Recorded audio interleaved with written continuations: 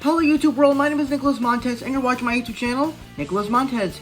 Welcome back to another YouTube channel video everybody. I'm so excited to have y'all back here together again. Now in today's video, we're going to be discussing, the Home Alone films, because the new Home Alone movie, Home Sweet Home Alone, came out this weekend. So I thought, why not rank all 6 Home Alone films, even though I haven't seen 2, but I have seen 4 of them. But with that said, we're going to get started. But before we do that, I think it's clear that I show you the movies that I haven't seen. And then when we get to number 4, that's the movie where I'll start the ranking and talk about these films. With that said, let's get started talking about the movies with the ones I haven't seen first.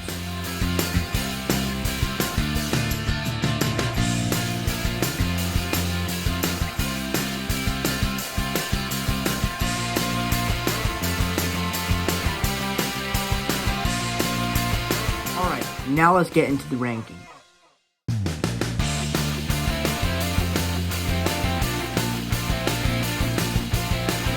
Okay, now, I saw this film back in October, so it was kind of weird to see a Christmas movie in the middle of October. Well, actually at the beginning, I don't know, but this movie is so weird because it's the first movie that takes place in the Home Alone movies that doesn't have the characters that you know. It has this new kid, a new family, and it just does not work. The kid is kind of annoying and has this whole plotting about him having chicken pox, and then it's all about kind of proving yourself, and the theme in this movie doesn't really make sense. The burglars in here, when they're getting tortured, it just doesn't really, you don't really care about it. I mean, sure, when they're going in pain, it's painful, but overall, it's kind of terrible. The story's terrible. The kid is terrible. Probably the only thing I kind of liked about the film is that it felt like a cool 90s movie. And young Scarlett Johansson in here was pretty nice. But everything else, pretty bad.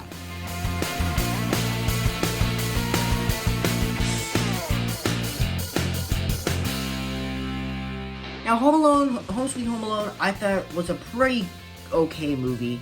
Of course, the kid was pretty enjoyable. There were some cool action in the burglars getting beaten up. There were some cool relations to the real world in relation to the first 2 Home Alone films with Buzz and the score and the other stuff.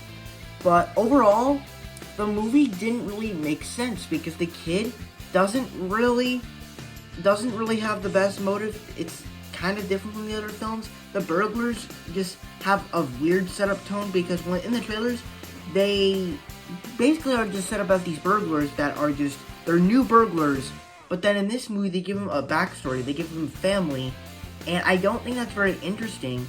And then they just create this whole story about this doll they want, and they don't even want to be bad guys. They're just trying to get a doll, and that's it. And I think that's a weird plotline to put in a Home Alone film when they're trying to stop burglars from happening. Instead, they're not actually burglars at all. They're just trying to get something. And that's kind of a weird plotline in the way they do it. And then also, there's just some weird humor and some stuff kind of doesn't work in the way that the story is executed. So it mostly feels weird, but I still kind of had a fun time with it.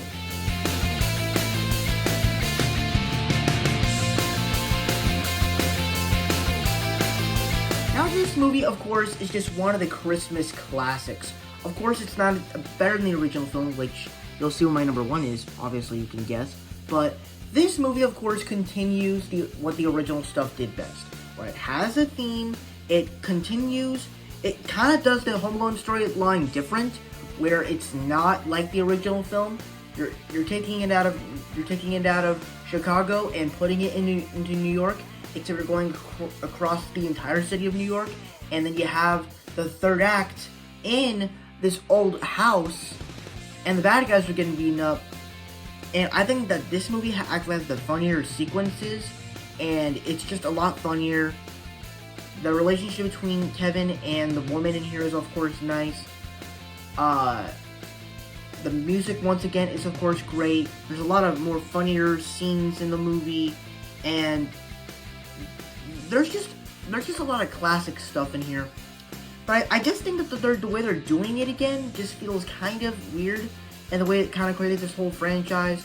So I think, while I think it has very cool moments, I think it doesn't really need a sequel. But otherwise, I think it's a very good film, and another one of those movies that you need to watch during Christmas.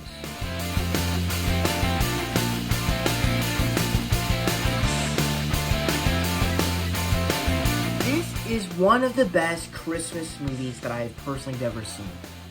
And what makes this movie work so well is that it's just a classic Christmas movie. First off,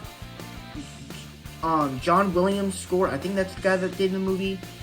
His score is absolutely fantastic.